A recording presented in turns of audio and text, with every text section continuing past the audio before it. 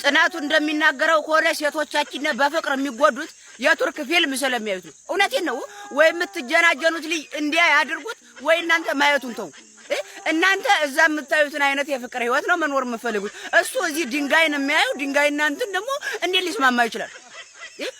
ሲጀመር ፊልም የሚያይ ሰው ነው እንትን ማለት ያለባችሁ። እውነቴን ነው። ወይ እሱ እንዲያ ያድርጉ እንደናንተው፣ ካልሆነ እናንተ ተው። ካልሆነ አትመዛዘኑ።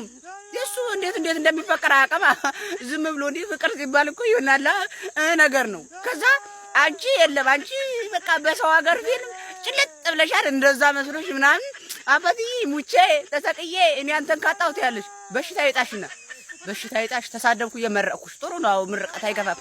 እና ወይ እናንተ አትዩ፣ ካልሆነ ሲጀመር ፊልም የማያይ ሰው ጤነኛ አይደለም ይመስለኛል። አንዳንዴ ጤነኛ አይደለም። ካላየ ወይ ተውት።